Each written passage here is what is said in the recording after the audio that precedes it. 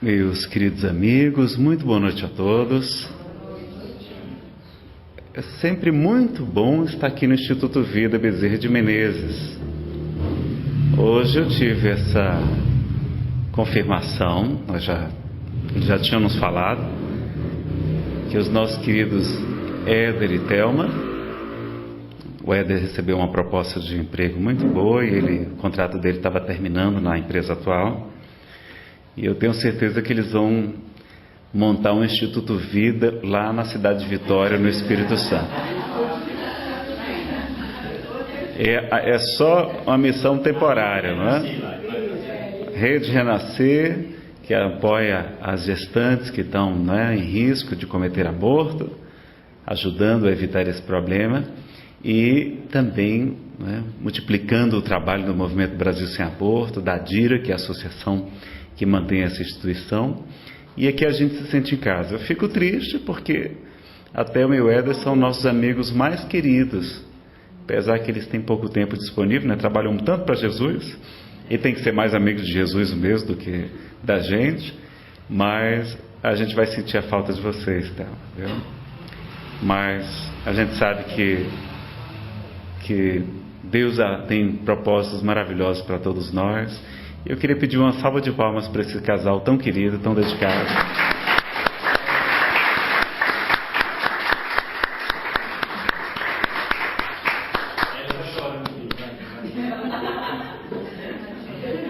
E os espíritos nazarenos, você tem que arrumar pelo menos 20 trabalhadores novos, porque até meu Éder, cada um vale por 10. Então eu até convidei alguns amigos para vir hoje aqui. Então sejam bem-vindos aqueles que estão aqui pela primeira vez no Instituto Vida. E hoje nós vamos então falar sobre auto-amor e autodeterminismo, sua vida e seu destino em suas mãos. Na verdade, essa palestra ela compõe um seminário.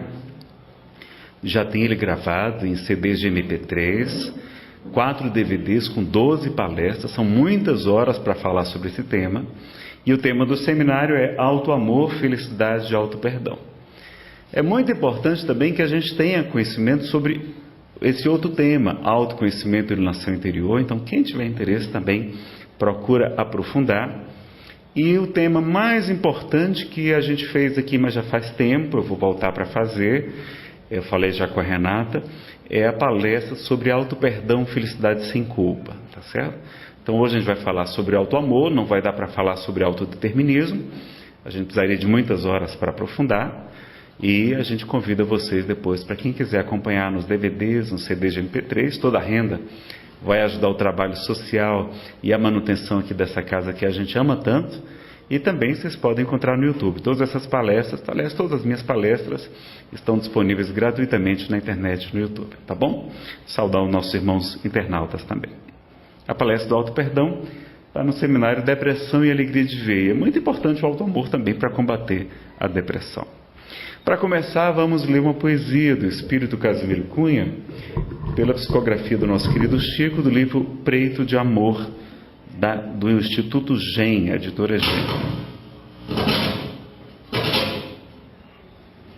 O Cristo clama por nós. Amigos espiritistas, ergamos a nossa voz. O mundo clama por Cristo e o Cristo clama por nós. Sigamos desassombrados a luz do Consolador. A luta de cada dia é a nossa vinha de amor. Na companhia sublime do amigo excelso e imortal, nós somos semeadores da terra espiritual, imaginando-nos a estrada de fé risonha e segura, a corações afogados no pântano da amargura, ao lado das nossas flores de doce deslumbramento, a soluços desvairados de angústia e sofrimento.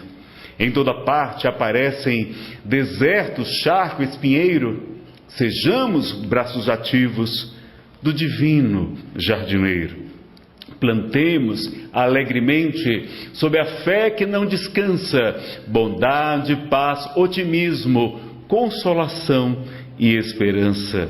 Aguardam-nos vigilantes para a bênção do trabalho, a imprensa, a tribuna e o livro, a enxada, o tijolo e o malho. Não desdenhemos servir em todas as condições. Espiritismo aplicado é sol para os corações.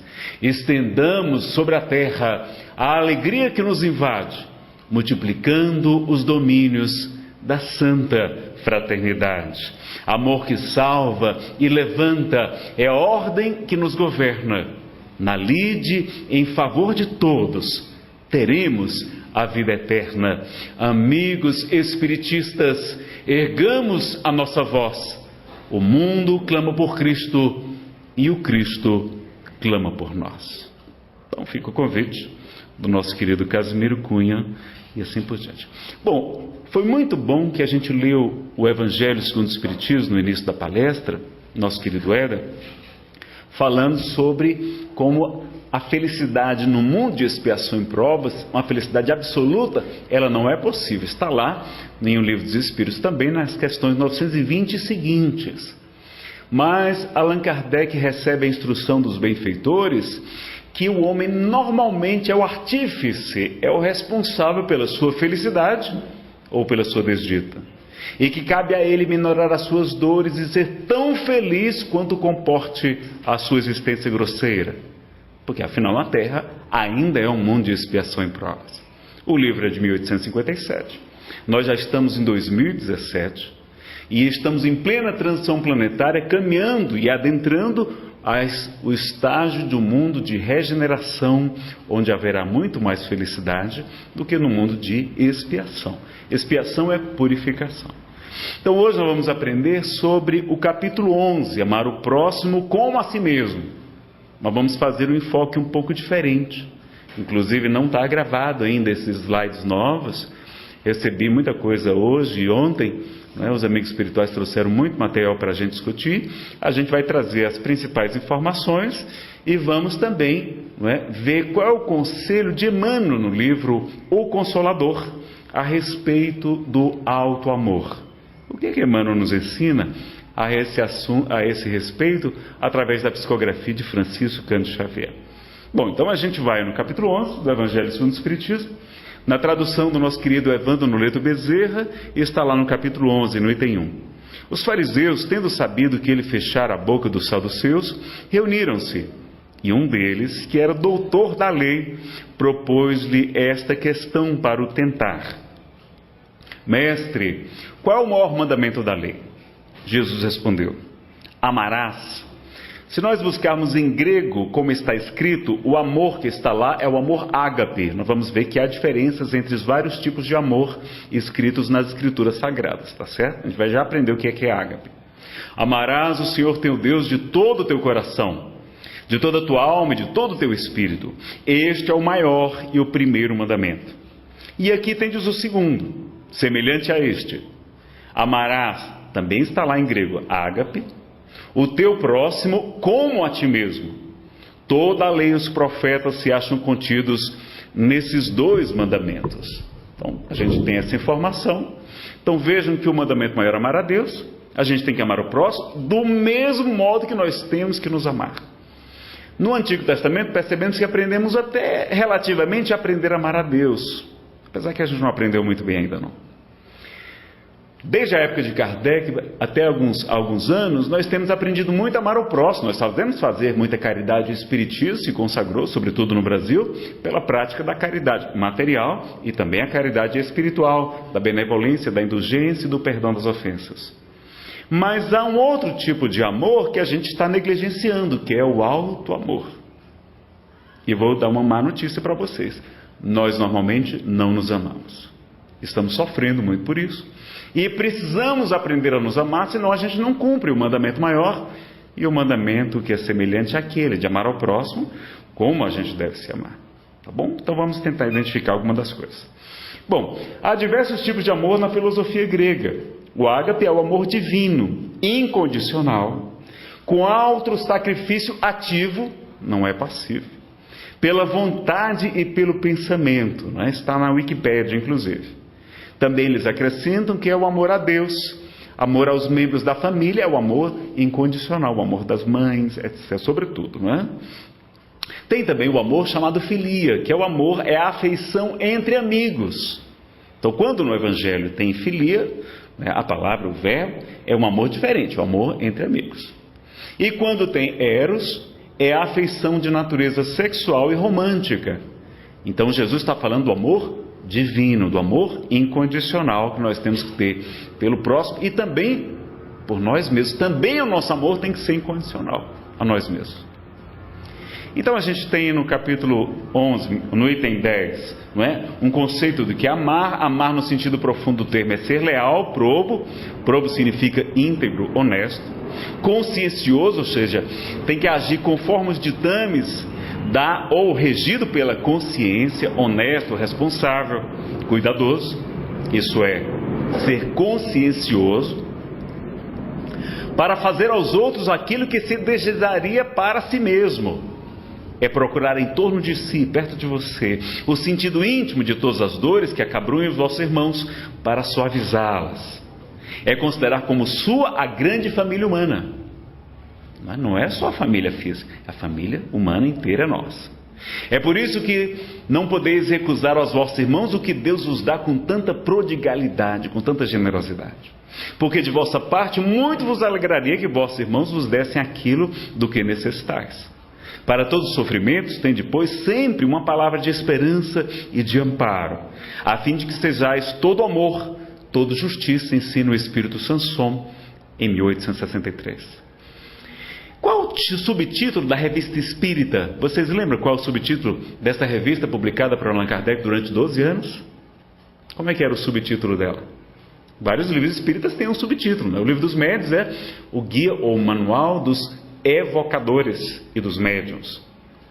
O Céu e o Inferno é a Justiça Divina segundo o Espiritismo. A Gênese é os milagres e as profecias segundo o Espiritismo. Qual é o subtítulo da Revista Espírita que vocês todos devem estudar? Qual é? Reformador é uma ótima revista. É a revista, é o órgão oficial da Federação Espírita Brasileira. Mas não é esse, não. Jornal de Estudos Psicológicos. Olha que coisa curiosa. Então o Espiritismo não é só filosofia, não é somente ciência, não é somente de consequências ético-morais, religião no sentido amplo da palavra, mas também está estudando a alma. Psique é a alma em grego. Então vamos fazer hoje uma abordagem buscando a ciência. O Espiritismo não tem um caráter progressivo? Não é uma revelação que a cada dia traz mais informações? E quantos médiuns, como Divaldo Pereira Franco, como o próprio Raul Teixeira, Francisco do Espírito Santo Neto, pelo Espírito Hamed, muitos outros, o próprio Emmanuel, tem trazido muita coisa sobre autoconhecimento, sobre questões psicológicas. Nós temos a série psicológica, não é, publicada por Divaldo Franco, do Espírito Joana de Ângeles, entre tantos outros. Então nós vamos focar hoje um pouquinho mais na parte psicológica. Vamos ver o que é que a gente pode aprender um pouquinho sobre auto-amor. Mas antes, temos que lembrar de O Livro dos Espíritos, questão 719. O homem deve ser censurado, criticado por procurar o seu bem-estar? Resposta: o bem-estar é um desejo natural. Deus só proíbe o abuso por ser contrário à conservação. Ele não condena a procura do bem-estar, desde que não seja conseguido à custa de outras pessoas, nem venha diminuir-vos as vossas forças físicas e morais. E no Evangelho segundo o Espiritismo, no capítulo 17, Sede Perfeitos, tem no item 10 um trecho que eu trouxe para vocês da mensagem chamada O Homem no Mundo, de um Espírito Protetor. Olha o que ele está dizendo para a gente. Está no modo imperativo do português, não é assim? Sede vós, ou sejam vocês. Sede alegres, felizes, mas seja a vossa alegria que provém da consciência reta. Seja a vossa felicidade a do herdeiro do céu, que conta os dias que faltam para entrar na posse da sua herança. Olha, porque sabemos que há muitas recompensas. Jesus nos promete a Pedro e a todos nós, tudo aquilo que renunciarmos em nome do seu Evangelho, ou por amor a Ele, receberemos em cêntuplo no mundo espiritual. Também o Espírito Verdade vai dizer que os espíritas receberemos em cêntuplo tudo aquilo que houvermos esperado. Então a gente vai receber muitas recompensas. A gente não fica triste com a morte, a gente não tem medo de morrer. A gente tem medo de não viver como a gente deveria ter vivido. E isso é que nos assusta. Então vamos fazer a nossa parte, não é? E como é que diz lá o próprio Haroldo Dutra Dias e muitos outros palestrantes? Quando você entra no avião, o que é que as comissárias falam, não é? Olha, no caso de despressurização, máscaras cairão automaticamente sobre suas cabeças, puxe o elástico, coloque, né, no seu nariz e a boca, respire normalmente, coloque primeiro a máscara em você e depois na pessoa que está ao seu lado. Então, primeiro a gente tem que se amar também. A gente tem que se cuidar para poder cuidar melhor dos nossos irmãos. E no próprio Livro dos Espíritos, vocês me perdoem porque veio muita coisa, não deu tempo de pegar e copiar e colar nos slides. Mas no Livro dos Espíritos, Kardec pergunta se o princípio das paixões é mal em si mesmo. Ou seja, as nossas imperfeições como egoísmo, orgulho, inveja, ciúme, agressividade, mágoas, etc. Elas são más em si mesmas? O que é que vocês lembram que eles disseram? Não. Não é elas que são más, mas é o excesso que a vontade acresceu a elas que as faz serem tão prejudiciais. Então a gente está trazendo da nossa natureza animal todas essas questões, sobretudo o egoísmo, não? Que é um instinto de conservação, e a gente tem muita encrenca ainda para trabalhar, mas nós agravamos esses problemas. Então vamos tentar identificar o que é que a gente pode estar fazendo para prejudicar. Então quais são as causas da falta do auto-amor? Primeiro, tendências pregressas, né? Então, se em outras vidas você já foi uma pessoa que não se amava, nessa vida normalmente você já traz esse problema. Rejeição da mãe no útero.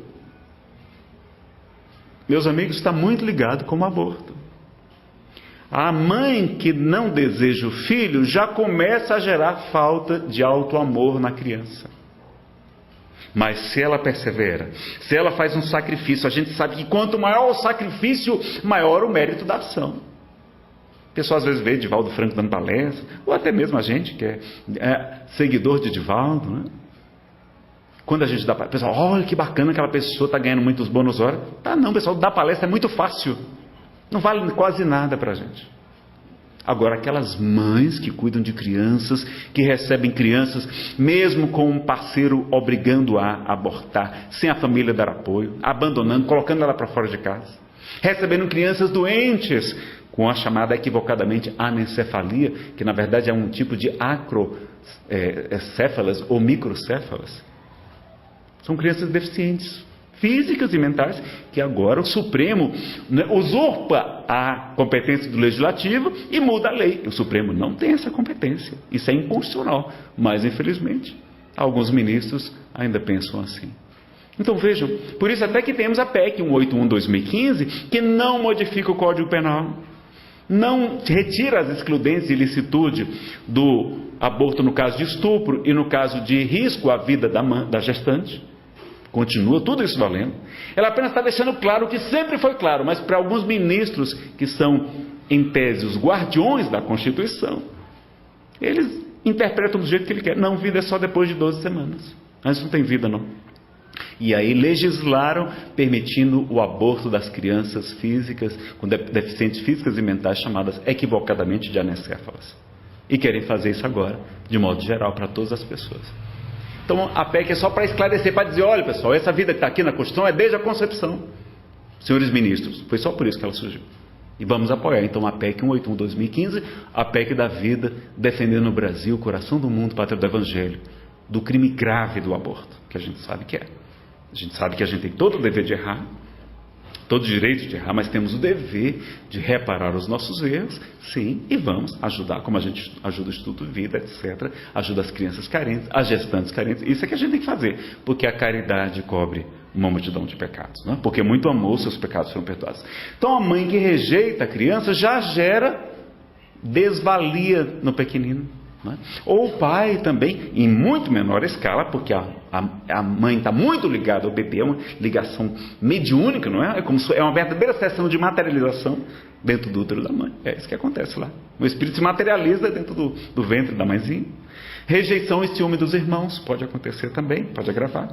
E então a desnutrição afetiva. Quantos nós estamos desnutridos do alimento das almas? Qual é o alimento das almas? Vocês lembram? O amor, capítulo 18 do livro Nosso Lar. O amor é o alimento das almas. E a gente tem um excesso de comparações, não é? A gente fica se comparando, e a gente se compara com os atores das novelas, com as atrizes, com as top models, que aparecem na revista cheio de retoque de Photoshop, de programa de edição de imagem, tira todas as ruguinhas, tira todas as manchinhas, as cicatrizes, não aparece. Eu trabalho com isso, eu sou papiloscopista da Polícia Federal, a gente edita, não é? Faz retrato falado, faz tudo usando Photoshop, a gente deixa a pessoa linda se quiser. E a gente se compara com esses padrões, com esses Adônios, com essas, não é? Davi de Michelangelo, que não são reais. Eles não existem. Ali na filmagem também eles ajeitam tudo. Então a gente se compara e sempre vai ter alguém mais bonito, mais inteligente, mais magro, mais elegante, mais educado, mais, não é, autoconfiante. A gente não deve se comparar, porque cada um de nós é uma obra-prima. Nós somos únicos. Deus é um péssimo matemático, ele só sabe contar até um. Porque ele cria um, em vez de fazer 2, 3, 4, 5 iguais àquele, não, ele cria mais um, e mais um, e mais um, e mais um. Deus só sabe contar até um, nós somos obras-primas da criação. Então a gente tem que se valorizar e lembrar que isso aqui é apenas uma roupa, não é? Isso aqui é apenas uma roupa. E a gente sabe, por Emmanuel, que feiura é proteção espiritual. É como se fosse uma armadura do espírito, vejam aí. Não é? Madre Teresa de Calcutá, Irmã Dulce, Chico Xavier, eram bonitos? Não eram, não é? Francisco de Assis dizem que era feinho de doer. A sua voz era bonita, mas ele era muito feio. Será que não era proteção para eles cumprirem a missão deles? Então a Lívia está chegando, a minha filha, junto com a Fernanda, não é? Está aqui também. A Lívia, se puxar a mãe, eu estou preocupado, porque a mãe é muito bonita. É melhor que ela puxe o pai, porque vai estar mais protegida, não é? E ela, vocês sabem que ela é fruto dessa casa. Deus só nos concedeu a Lívia depois de 3 anos de tentativas. Fizemos fertilização in vitro, inseminação artificial, nada funcionava. Tratamento espiritual deve ter ajudado. Mas quando, depois começamos a ajudar outras instituições de crianças, e aqui entramos no Instituto Vida para trabalhar no grupo mediúnico, só fomos uma vez para a reunião mediúnica. No mês seguinte a mulher estava grávida. Eu estou dizendo já para os meus amigos, olha, vem para o Instituto Vida, porque quem vem para o Instituto Vida engravida. Então venham para cá, porque é isso, é a caridade que cobre a multidão de pecados. Vamos ajudar o bom. E isso a gente vai e deve ajudar, tá certo? Então cuidado com as comparações equivocadas entre os filhos. Não devemos comparar os filhos, eles são diferentes, nada disso. E quando você se achar muito ruinzinho, vá procurar realmente pessoas carentes, deficientes, né? Aí você vai ver que você é muito belo, muito bonito, muito feliz e não sabe. Por isso que o trabalho da caridade é tão importante. A gente até tem culpas hoje, né? Hoje tem uma ditadura, a mulher tem que ser executiva. Quem disse isso? A mulher que quiser, não, eu quero ser mãe. Ela não pode. Por que não pode? Ah, você não trabalha, não? Como se a mãe não trabalhasse? Então, às vezes, a realização maior da pessoa é ser mãe. Mas hoje tem uma ditadura que a mulher tem que trabalhar fora. Se vocês lerem o livro O Consolador e outras obras de Emmanuel, o feminismo para ele é visto com muita reserva. Muita reserva. Então a gente tem que ter. Por que a gente não pode ser? Quando a gente vê o livro Voltei, de irmão Jacó, que foi Friedrich Finer, diretor da Federação Espírita Brasileira, ele quando desencarna, ele não se enxerga no mundo espiritual, ele não tem luz. Apesar de ter sido um grande trabalhador aqui, ele não tem luz. E aí ele veio chegando uma senhora nimbada de uma luminosidade extraordinária, cercada de crianças. E aí irmão Andrade diz, elas foram suas filhas e também elas foram suas alunas, ela foi professora, é a senhora M. E esse espírito vai para regiões celestiais que ele, diretor da Federação Espírita Brasileira, não podia entrar. Por quê? Porque quanto maior o sacrifício, maior o mérito da ação, é o óbvio da viúva pobre, pessoal. Jesus já falou sobre isso. Então, ser mãe é um bônus hora muito melhor de estar aqui dando palestra, ainda mais com tanta facilidade, com microfone, com tantas facilidades. Então, cuidado com as nossas crenças também, atavismos que trazemos de outras encarnações. Focamos muito nos defeitos dos outros e por isso nós ampliamos e aprendemos a enxergar os nossos muitos defeitos também, que é natural. E nós gostamos de sofrer. Há pesquisas científicas demonstrando que a gente experimenta felicidade quando a gente aprende, Quando a gente supera desafios e quando a gente sofre. A gente tem um prazer mórbido de sofrer. E por isso a gente se vitimiza tanto, né? Sentimentos de culpa também provocam a falta do auto-amor, né? O desamor. Então, muito cuidado com a culpa. A gente vai falar depois só sobre auto-perdão, felicidade sem culpa. Recomendo aos internautas, procurem na internet. E na aceitação, a gente não se aceita, né? E aí se revolta. Aí vai gerar, então, outros traumas, violências, bullying também pode diminuir a nossa autoestima e gerar o desamor. Essa mídia, então, com padrões inatingíveis e fatos ruins, na verdade, eles apenas são gatilhos. Tem pessoas que reagem de maneiras completamente diferentes. Nós temos que ter a tal da resiliência, não é verdade? Então, lembrar que a gente cria uma imagem, uma autoimagem idealizada que não corresponde à realidade. E quando a gente vai fazer o autoconhecimento, a gente se defronta com esses defeitos que nós trazemos. E a gente tem que ter muito auto-amor, muita autoaceitação para prosseguir no autoconhecimento, que é o meio prático mais eficaz de um homem melhorar-se nesta vida e de resistir aos arrastamentos do mal, diz a questão 919 de O Livro dos Espíritos. Vamos ver algumas das consequências da falta do auto-amor. E analisem se Jesus tinha alguma coisa dessas coisas. Não tem, Jesus não tinha. Jesus tinha perfeito o seu auto-amor, né? Carência afetiva. Quem não se ama é carente. Vive naquela carência, nunca está satisfeito. Aí tem baixa autoestima, tem complexo de inferioridade, tem insegurança, e essa insegurança gera o quê? Ciúmes, às vezes doentios, terríveis. Gera inveja, não é? Em vez de você admirar a pessoa, você sofre. Por quê? Porque você não se ama. Gera desleixo, pode gerar desleixo, se você não se quer bem, você está desleixado. Em vez de você ser um cuidador de alguém que tem dependência química, por exemplo, você vira uma dor que cuida, porque você não se ama, você não sabe lidar com aquilo. É uma doença chamada codependência, tá? Não é? Muito bem explicado. Eu tenho um palestra sobre dependência química também, e a gente fala que a família sofre mais do que o usuário da droga. Muito mais. Ele só sofre muito mesmo quando chega no fundo do poço. Não é? Disponibilidade exagerada. Então a gente quer agradar a todos, a gente não sabe dizer não. Por quê? Porque a gente não se ama. Eu era assim. Quando vocês viram uma pessoa que é, entre aspas, muito boazinha, porque aqui na Terra não tem pessoas boas, né? Nós somos maus, nós somos egoístas, nós somos orgulhosos. Basta ter um blackout, basta ter uma greve da polícia, o que é que a gente faz? A gente saqueia as joalherias, os supermercados. É isso que quando o caminhão tomba, o que acontece? Não tem perigo, a carga vai ser saqueada. Nós somos assim, é assim que nós somos. Então a gente tem que ver que a gente, como a gente não se ama, era o meu caso, eu queria ser muito bonzinho. Tudo que me pediam, Neno, você faz isso, faz. E aquilo também. E aquilo outro, claro, por que não? E o meu psicólogo disse, Neno, quando você chega no seu escritório, à época eu era advogado, e vê aquela pilha de pendências, o seu inconsciente registra irresponsável. Você vai perder o prazo. Você coloca fardos demasiadamente pesados nos seus ombros, porque você não soube dizer não. E o psicólogo maior da humanidade já nos ensinava há 2000 anos, que o vosso dizer seja sim, sim, não, não, porque tudo que ultrapassar da lei vem do mal. Então a gente tem que ter equilíbrio. O amor ao outro tem que ter um equilíbrio conosco. Tem que ter um equilíbrio, senão a gente vai sofrer. Então a gente acaba com muita disponibilidade, não é? E acostuma mal as pessoas, atrofia os nossos filhos, porque ele não sabe fazer nada, a gente faz tudo por eles. Gera superproteção. Quer levar uma pessoa para a dependência química? Trate o seu filho com superproteção. Faça todos os gostos dele. Não deixe ele aprender a ralar, a correr, a acordar cedo, a arrumar emprego, ter o dinheiro dele. Não faça isso, não superproteja. Todos os educadores são a favor disso. Não é contra isso, na verdade. A pessoa torna-se uma controladora, né? E a gente tem uma ilusão de controle. Então o codependente acha que está controlando o dependente químico. É só uma ilusão. Então, porque também não tem o auto-amor. E a gente ainda vai ter a muquerela, né? Murmúrio, queixa, reclamação e lamentação, como ensina Simão Pedro de Lima. Eu recomendo para quem desejar a palestra O Poder das Palavras, uma palestra muito bonita, muito bacana sobre esse assunto, né? E pode gerar até compulsão alimentar. A pessoa que não se ama, você tem que perguntar, você tem fome de quê?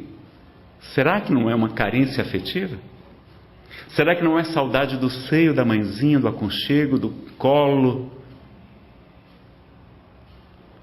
E aí a gente substitui a carência afetiva na região oral. Aí a gente vai para a comida, vai descontar na comida. A gente vai para o cigarro, para a boca, vai para o copo de cachaça. Por quê? Porque ali a gente sente falta do amor da mãezinha. Porque somos pessoas carentes afetivamente, não é? O Alberto Almeida tem um seminário muito interessante sobre transtornos alimentares. Tem no YouTube, gravado lá na Inglaterra, tá? Procurem depois. Vai gerar também ingratidão. A gente não é uma pessoa grata à vida, a gente não é feliz, a gente não tem motivo para agradecer.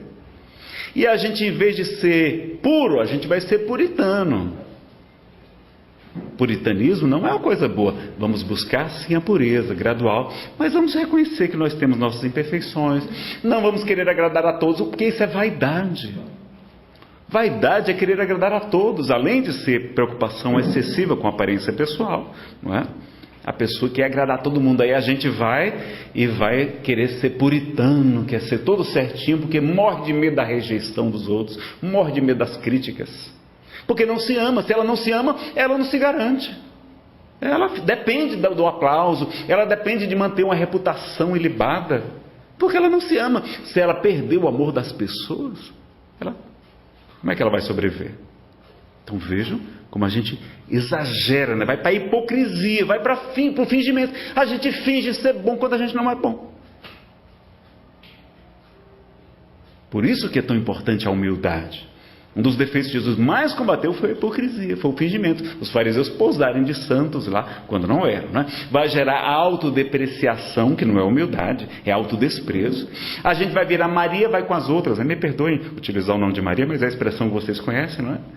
A pessoa não tem vontade própria. Não, todo mundo aborta. Eu vou abortar também. Se ela tivesse auto-amor, não, eu vou cuidar do meu filho, vou cuidar da minha criança, que vai ser uma das maiores alegrias das nossas vidas. O amor que a gente nunca conheceu. O maior amor que a gente pode conhecer é o amor de pai, amor de mãe. Não é a gente ser pai, ser mãe. Não é o que a gente tem por eles, não. Vamos receber as criancinhas, né? Vai ter o falso amor, né? A gente não vai saber amar, porque a gente não se ama direito. Essa carência gera mágoas, olha aí. E mágoa gera rancor, gera ressentimento, a gente fica sentindo de novo. Gera ódio, gera ira, gera isolamento, gera separações afetivas de amigos, de cônjuges, né? De parceiros. Vai gerar dependência. A gente vai ser uma pessoa dependente dos outros, vai cuidar muito da reputação. Hipocrisia, vamos usar máscaras, não é?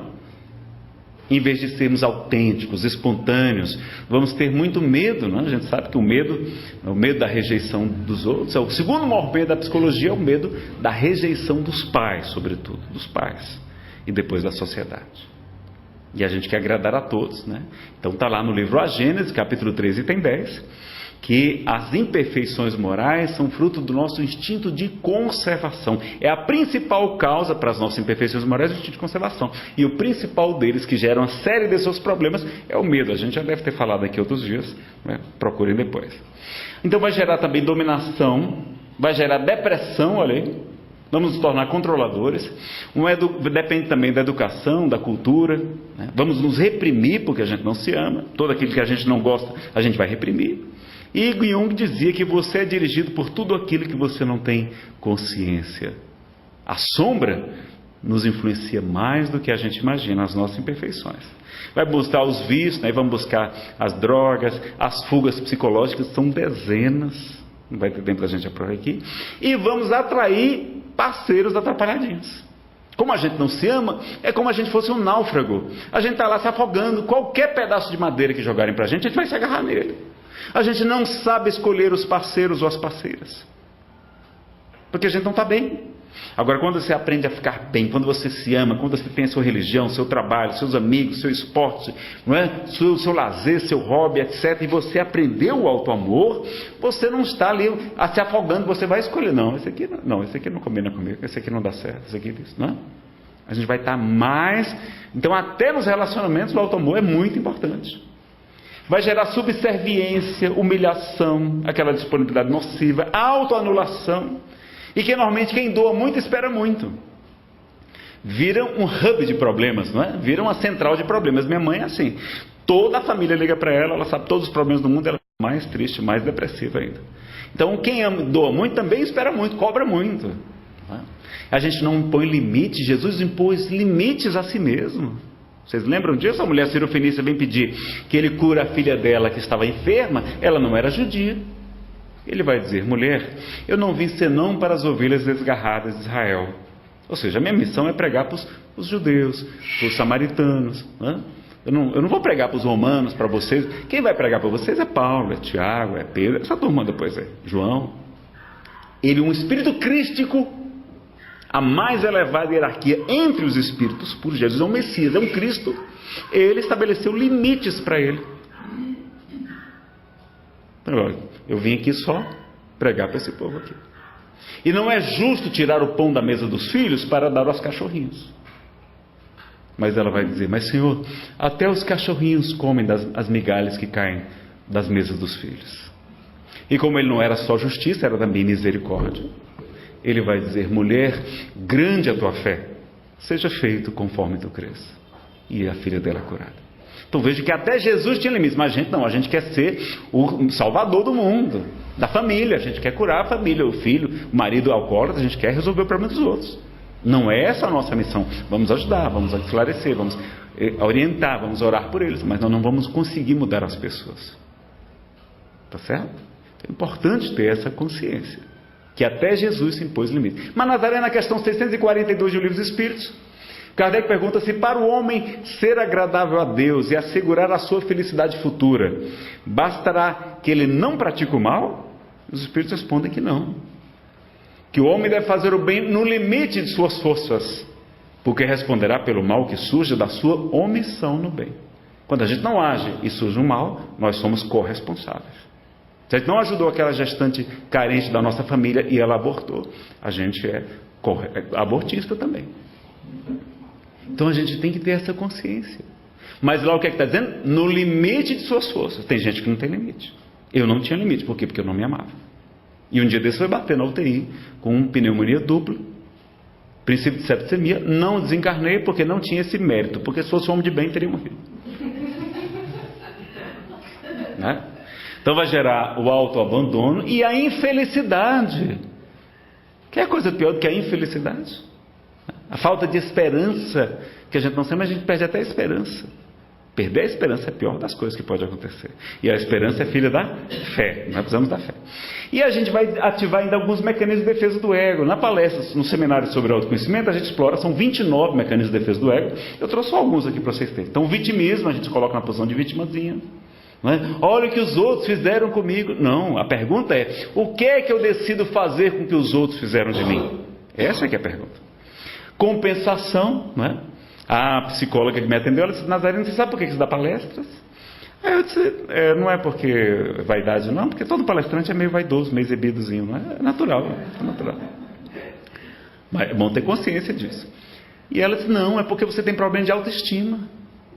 Você, como não se ama, você dá palestras porque você quer receber o carinho das pessoas, o reconhecimento, os aplausos, ter muitos amigos. Mas isso é um mecanismo de defesa do ego, é uma compensação. Você tem que tratar o problema, que é o problema, a falta de autoestima. E olha, eu achando que era missionário de Jesus. Problema de autoestima, por isso que eu virei palestrante. Olha como o desamor está por trás de tanta coisa, não é? A projeção, a gente enxerga no outro o que a gente tem. Introjeção, eu sou amigo de Divaldo, sou amigo de Chico, para ver se a gente fica importante, se a gente tem alguma das qualidades dele, né? Tem uma série de outros mecanismos. O isolamento vai provocar o orgulho. Né? O orgulho também, que o orgulho, ele vai ter umas 30 consequências. Eu tenho uma palestra sobre o orgulho e suas máscaras. O orgulho tem umas 30 consequências. Gera preconceito, presunção, prepotência, arrogância, não é? Gera melindre, gera mágoa, gera uma série de coisas que vocês imaginarem. É o pai de muitos vícios, a fonte de quase todos os males, a negação de muitas virtudes, e por isso Jesus dedicou-se a combatê-lo como principal obstáculo ao progresso. Nós vamos encontrar o orgulho como móvel, como motivo de quase todas as nossas ações. Não é porque a gente é bom, não, a gente faz porque a gente quer aplauso, é orgulho nosso. A gente faz caridade, não é porque a gente é bom, é porque a gente quer aplauso, ou porque a gente tem medo de ir para um umbral, ou porque quer contar vantagem diante dos outros. A gente não sabe fazer, a gente não sabe amar ainda direito, porque a gente nem se ama. Essas citações estão no Evangelho segundo os Espiritistas, tá? A vaidade, nós já falamos um pouquinho, e o auto-amor nos relacionamentos. Não, precisaria de um seminário só sobre falar de auto-amor nas nossas encrencas conjugais. Como é importante a gente, né? A gente tem muito medo da rejeição. Nazareno, o que é que você sugere? Quais são as sugestões que você traz para a gente? Bom, primeiro, O autoconhecimento, que é o meio prático mais eficaz de um homem melhorar-se nesta vida e resistir aos assentamentos do mal. Recomendo um livro quando tem o desamor está associado a doenças. Tem um livro chamado A Doença como Caminho. Não é um livro espírita, apesar de reencarnacionista, dos autores Thor Deflesen e Rudger Dock, editora Pensamento. Olha lá, fibromialgia. Fibromialgia, a pessoa sente muitas dores musculares. Será que ela não é ela mesma se castigando? Com o perfeccionismo, fruto do orgulho, a frustração, fruto do orgulho. Doenças degenerativas, será que não é agressividade voltada para dentro? Pessoas se atacando, lúpus e outras enfermidades. Timidez mórbida, não é? Porque até a timidez saudável, mas Jesus não era tímido, timidez normalmente é defeito. Gera também a depressão e gera o suicídio, grande problema, um agravamento muito grande dos nossos sofrimentos, não é? Mas ninguém está fora das mãos de Deus. Sugestões: impor limites, falamos aqui do exemplo de Jesus. Lembrar que a natureza não dá saltos. Lembrar que o auto-amor permite a reforma íntima real e não essa máscara que a gente coloca. E até largar os vícios, porque quando a gente se ama, a gente não, eu vou largar esse negócio, vou emagrecer, vou fazer uma dieta, vou fazer atividade física, vai nos ajudar a fazer isso. É importante que a gente admita a nossa raiva. A raiva não é para o nosso mal, é uma energia, é uma força, é um poder. A gente pode canalizar a energia agressiva para dar garra, para dar determinação, para dar coragem, para nos dar força para trabalhar, para defender a vida, desde a concepção até a morte natural. A raiva pode ser canalizada para o bem e não para agredir outras pessoas. Não é? Foque no lado bom das pessoas. Comece a enxergar a bondade nas pessoas. Os olhos são a lâmpada do corpo. Se teus olhos são bons, todo o teu corpo terá luz. Mas se teus olhos são maus, todo o teu corpo estará em trevas. E se a luz que habita em ti são trevas, quão grandes serão essas trevas? Então vê a bondade nas pessoas. Jesus viu qualidade até numa cobra. Sede mansos como as pombas, mas prudentes como as serpentes. As serpentes são muito cautelosas, calculam muito bem seu movimento. Jesus vê qualidade numa cobra, a gente não vê alguma qualidade no nosso irmão, só vê os defeitos. Então, na hora que você foca para o lado bom das pessoas, você começa a enxergar também o seu lado bom. Tome consciência também das suas emoções. O que é que essa raiva está querendo me ensinar? O que é que essa mágoa? A pessoa não nos magoa, a gente que permite ser magoado. É importante, claro, o que o ofensor faz, mas ele só consegue nos atingir porque a gente tem uma janela, um ponto fraco que permite aquela mágoa. Então perguntaram a Gandhi quando alguém o agrediu: o senhor perdoa? Não, não perdoa. Mas o senhor que prega a não violência, a compaixão, a ahimsa, o satyagraha? Não, não perdoo, porque ele sequer me ofendeu. Porque ele estava tão bem, sabia que ele era uma pessoa atrasadinha, atrapalhadinha. Ele nem sabe por quê, porque ele tinha humildade, ele não tinha preocupação de agradar aos outros. O cara podia falar mal dele, caluniar, não tinha nenhum problema. Tome consciência das suas culpas também. Muito importante trabalhar. A culpa também vai nos ajudar a nos melhorar. E faça caridade sem salvacionismo. A gente tem que aprender a fazer caridade sem salvacionismo, como ensina o Espírito Hamed no livro Renovando Atitudes. Também tem os prazeres da alma e as dores da alma, que eu recomendo, muito bons para vocês. Lembrar que Deus é perfeito, sua obra também é perfeita. Se eu sou filho de Deus, eu sou divino, porque quem é filho daquilo tem as características, nós somos divinos também. Sua obra é perfeita, então não tem nada errado com a gente. Não é? Escute Deus, faça um exercício todo dia, imagine Deus falar com você todos os dias. O que Ele vai dizer para você? Lembre do amor da sua mãezinha. Como é que sua mãezinha se dirigiria a você? Agora multiplica ao infinito, porque o amor de Deus é infinitamente maior do que o das nossas mães, não tem nem como comparar. É claro que o amor de Deus, ele permite que a gente passe pelas provas, para a gente crescer, para a gente se fortalecer. Ele açoita os seus filhos, como está na Bíblia, está lá, realmente, não é? Deus castiga os seus filhos para os corrigir, porque os ama, não é? Alguma coisa desse tipo, não lembro a citação exata. Então, mas tudo é para o nosso bem. Mas Ele nos ama. É a parábola do filho pródigo. A parábola do alto amor é a parábola do filho pródigo, que eu recomendo vocês assistirem a palestra do Haroldo Dutra-Dias sobre a parábola do filho pródigo. Eu também tenho, vocês podem consultar também, inclusive no YouTube. Então, lembre o que é que Deus diria para a gente: eu amo você, meu filho, mesmo você ainda sendo uma criancinha na questão tal, na questão X. Meu principal problema é pouca força de vontade. preguiçoso, isso me incomoda, gosto muito de dormir, sou bom de cama, durmo que é uma beleza, né? Mas Deus me ama, porque Ele sabe que eu estou me esforçando, mas a gente tem que se esforçar. Não, o auto-amor não é se acomodar não, viu pessoal? Não é para se acomodar, não é para não transformar a reforma íntima em tortura íntima. Não é tortura íntima, reforma íntima é esforço gradativo, mas tem que ter humildade. A gente não vai virar uma pessoa como tem a força de vontade como Chico Xavier. Não dá para se comparar a Chico Xavier, eu não consigo, não dou conta. Então a gente tem que ter essa humildade, se aceitar. E Deus, olha meu filho, eu estou feliz, olha, você virou espírito, você foi ateu, meu filho, está muito melhor hoje, está até pregando bem, continue, desanime não, fique triste não, lhe amo. Eu te amo, meu filho, eu te amo, minha filha, né? Sugestões mais, eu quero felicidade? Qual é a maior caridade para você fazer com você mesmo? Bom, lá no livro O Consolador, na questão 255, não vai dar tempo de mostrar aqui, vai dizer que o serviço urgente que nós devemos buscar não é o da caridade material, que é sempre importante, mas ele vai dizer que é a caridade da iluminação íntima, iluminando os valores da criatura. Nossa principal caridade que a gente pode fazer, a principal é conosco. Vocês lembram qual é a missão dos espíritos? Está lá na questão 558, a missão dos espíritos, eu fiz um resumo aqui, é se auto-aperfeiçoar, é se melhorarem, concorrendo para a harmonia do universo, executando a vontade de Deus, do qual são ministros. Aí você está falando dos espíritos superiores, né? Tem muitas perguntas sobre a missão dos espíritos. Então a gente está aqui para se melhorar, não é para salvar os outros, não. Então é o auto-aperfeiçoamento que é a nossa missão. Então vamos evoluir e amar. A gente tem que lembrar que esses sentimentos negativos, de desamor, de abandono, de ansiedade, prejudicam a sintonia com os bons espíritos. Eles querem nos influenciar e a gente não deixa. Eles querem nos inspirar, a gente não permite. Porque a gente está sempre com aqueles pensamentos negativos de desamor. Então a caridade real é consequência da iluminação interior. A gente se ilumina e a gente vai fazer uma caridade muito mais sincera e efetiva. Nazareno então tem que esperar se iluminar para fazer caridade? Não. Emmanuel diz que nós devemos fazer tudo por amor.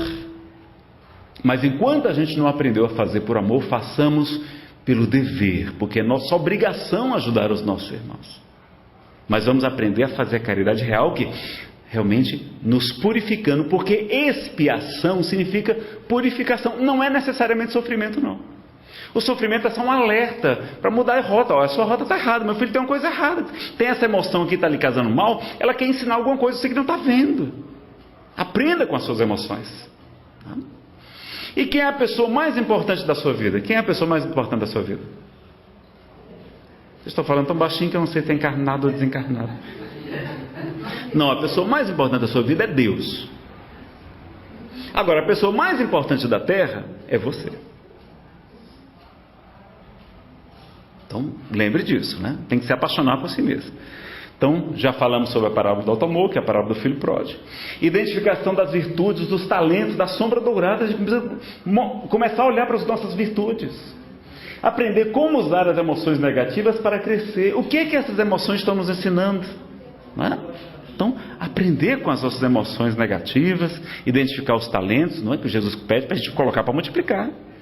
Ter o acompanhamento fraterno, não só o atendimento, mas o acompanhamento, está lá em Tiago, carta de Tiago 5,16. Confessai as vossas culpas uns aos outros e orai uns pelos outros para que sareis.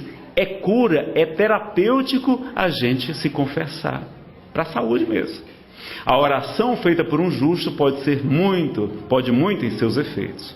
E os psicoterapeutas dizem que a doença sai pela boca, por isso é muito bom, se você puder, procure um psicólogo, um bom psicoterapeuta. Muitas casas espíritas têm voluntários que fazem trabalho de psiquiatria, inclusive psicologia. O André Luiz mesmo tem psicólogos, eu sei. Outras casas também tem, busque. Se você puder fazer, você está investindo na sua felicidade, na sua... E para a gente concluir, eu queria falar do Emmanuel e queria contar esse caso do jovem meditador. Dá tempo? Vamos lá? Vamos logo falar do que o Emmanuel nos fala. 351 do livro Consolador. Como entender o amor a nós mesmos segundo a fórmula do Evangelho? Olha o que a gente pode e deve fazer imediatamente. Olha aqui. O amor a nós mesmos deve ser interpretado como a necessidade de oração e de vigilância. que todos os homens são obrigados a observar. Vocês fizeram uma prece quando acordaram hoje de manhã? Quando almoçaram? Quando lancharam? Tomaram café? Agradeceram a Deus hoje? Por que não faz? A prece cientificamente funciona. Cientificamente, estamos contra a ciência agora. Amar a nós mesmos não será a vulgarização, ou seja, tornar comum, de uma nova teoria de autoadoração. Não é isso, não é egoísmo, não. Para nós outros, a egolatria, o culto ao ego, já teve o seu fim, porque o nosso problema é de iluminação íntima. Olha ele falando sempre de iluminação, na marcha para Deus. Esse amor, portanto, deve traduzir-se em esforço próprio. Tem que se esforçar, não pode se acomodar. Em autoeducação, em observação do dever, em obediência às leis de realização e de trabalho, em perseverança na fé, em desejo sincero de aprender com o único mestre que é Jesus Cristo. Jesus falou, mestre os três um, o Cristo, e um Pai só que é Deus. Então, o que é? Esforço próprio, é autoeducação, observação do dever, obediência às leis de realização e de trabalho. Venham trabalhar no Instituto Vida. Quem não é voluntário ainda, quem está na internet, venham para cá. A gente aqui, uma casa novinha, só tem 5 anos, é um bebezinho. O Ed e a Thelma estão indo embora, venham nos ajudar, pelo amor de Deus. Deus sincero de aprender com o único mestre que é Jesus Cristo. Quem se ilumina, olha a história da iluminação, cumpre a missão da luz sobre a terra. E a luz não necessita de outros processos para revelar a verdade, senão de irradiar espontaneamente o tesouro de si mesmo. Necessitamos encarar essa nova forma de amor a nós mesmos, consciente de que todo bem conseguido por nós, em proveito do próximo, não é senão o bem de nossa própria alma. O que ele está dizendo? Olha, quer o bem para você? Faça o bem ao próximo. Em virtude da realidade de uma só lei, que é a do amor, e um só dispensador, entregador de bens, que é Deus. Então ele conclui, o item 351 do livro O Consolador.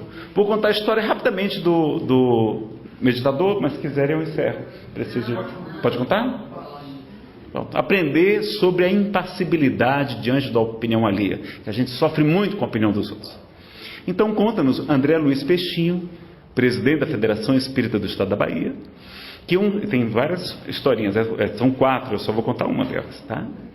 Que havia um jovem meditador, um rapaz que desde muito jovem se consagrou à meditação, à sua iluminação, à contemplação, à mãe divina, Para eles também tem o caráter de mãe, a própria divindade, Que é muito mais parecido realmente do que de próprio pai, não é? Jesus, apesar que Jesus falou que era pai, mas é um pai mãezão, não? Um pai mãezão, assim, bem maravilhoso. E ali era o orgulho da cidade, todo mundo ficava feliz, olha que jovem lá na praça meditando, ele de olhos fechados meditando, posição de lótus. Mas aí uma jovem, se a encantou, porque ele era muito bonito, se encantou por ele. Olha o perigo, feiura é proteção espiritual. E essa menina então começou a tentar seduzi-lo e tal, e ele a tratando da mesma maneira que atendia a todas as outras pessoas, com absoluta imparcialidade, tranquilo. E ela se sentiu rejeitada. Pessoal, mulher rejeitada é problema para 3 encarnações no mínimo. Aí o exército inglês estava passando na Índia, ela viu um soldado, o soldado gostou dela, tiveram um relacionamento íntimo, ela engravidou. Felizmente, não abortou. E o que acontece? O exército vai embora, quando a família vê a menina grávida, de quem é o pai? Ela diz, o jovem meditador. Aí foi aquele escândalo, Ai, que hipocrisia, esse rapaz está vendo que era só fingimento, fingindo lá que estava se iluminando, atacando as coitadas das meninas indefesas. Ele continuou com a mesma tranquilidade e impassibilidade. Quando a criança nasceu, os pais pegaram a criança e levaram para lá. Depois assim, olha, seu meditador, ele abriu os olhos, pois não. Essa criança, essa filha, é sua. É sua filha. Então E passou a cuidar da criança. Agora tinha que ficar com o olho fechado e outro olho na criança. E algumas senhoras, mais por piedade da criança do que dele, ficavam ajudando a criar a criança. E a criança foi crescendo e tal. Daqui a pouco passa o exército inglês de novo. E aquele mesmo soldado, que era um homem íntegro, respeitável, como os nossos irmãos ingleses têm essa fama, não é? Ele vai encontrar com elas e ela conta a história: mas você teve um filho meu, eu quero ver a minha filha, eu quero cuidar da minha filha, vamos. Olha que exemplo de pai que hoje a gente não vê hoje, não é? Infelizmente. Homens, rapazes, não cometam esse crime de abandonar as mães, abandonar os filhos. Por isso que a gente tem tanta violência, por isso que a gente tem tanta criminalidade, tanta dependência química. É porque são crianças abandonadas, que não receberam o alto amor, a disciplina também, que isso também é amor. Aí vai lá agora a família pegar a criança de volta. Chegavam lá os avós, já tudo apaixonado pela criança, né? Seu jovem meditador, ele: pois não? Está vendo essa criança? Já engatinhava. Ela não é sua filha. Não é minha filha? Não, não é sua filha. Então não é. E levar a criança. Vocês conseguem ser como esse jovem meditador que já realmente conseguiu aprender a impassibilidade diante da opinião alheia? Não, né? A gente estaria sofrendo, desesperado com isso. Então fica a lição para o alto amor trazida aqui do nosso querido André Luiz Pestinho. E para a gente encerrar, lembrando então do nosso Pai. Talvez vocês estiverem aflitos, preocupadas, lembrem de Josué Soares Cardoso. No momento muito inspirado, ele vai trazer no livro Onde Está Deus? A poesia do mesmo título. Onde está Deus? Pergunta o cientista. Ninguém ouviu jamais. Quem ele é? Responde às pressas o materialista. Deus é somente uma invenção da fé. O pensador dirá sensatamente: não vejo Deus, mas sinto que ele existe. A natureza mostra claramente em que o poder do Criador consiste. Mas o poeta dirá com segurança de quem afirma porque tem certeza: eu vejo Deus no riso da criança, no céu, no mar, na luz da natureza. Contemplo Deus brilhando nas estrelas, no olhar das mães fitando os filhos seus, nas noites de luar claras e belas, que em tudo pulsa o coração de Deus. Eu vejo Deus nas flores e nos prados, nos astros a rolar pelo infinito.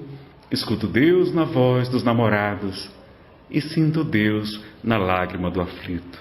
Percebo Deus na frase que perdoa, contemplo Deus na mão que acaricia, escuto Deus na criatura boa e sinto Deus na paz e na alegria. Eu vejo Deus no médico salvando, no médium salvando também. Presinto Deus na dor que nos irmana, descubro Deus no sábio procurando compreender a natureza humana. Eu vejo Deus no gesto da bondade, escuto Deus nos cânticos do crente, percebo Deus no sol, na liberdade, e vejo Deus na planta e na semente. Eu vejo Deus, enfim, por toda parte, que tudo fala dos poderes seus. Descubro Deus nas expressões da arte, no amor dos homens também sinto Deus. Mas onde eu sinto Deus com mais beleza, na sua mais sublime vibração, não é no coração da natureza, é dentro do meu próprio coração. Então a gente devolve a palavra ao nosso querido Éder. Lembrar que quem tiver interesse, tem alguém aqui que está na casa espírita pela primeira vez, alguém que não é espírita, tem alguém que não é espírita ainda, ia ganhar um livrinho, Nós, o Mundo Espiritual, muito bom. O primeiro que eu li foi esse, da Sarah Nosiainen. Tá.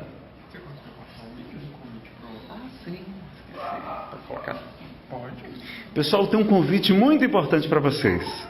Vou pedir que vocês ali foquem agora na câmera.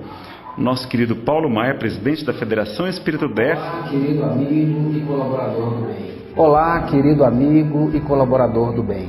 Estamos de volta com mais uma edição do nosso Congresso Espírita do Distrito Federal. É nosso 4º congresso, com a temática O Bem e o Mal e seus efeitos na sociedade. Propomos uma profunda reflexão neste momento convulsivo em que vivemos. Mais uma oportunidade de reunirmos a família do bem na capital do país, vibrando em harmonia com Jesus, envolvendo nossas instituições e toda a sociedade. Venha participar conosco, traga a sua família. Teremos atividades para adultos, jovens e crianças, teatro, oficinas, palestras, debates e muito mais. O mal é necessário? faz parte de nós? O bem prevalecerá? Venha conosco.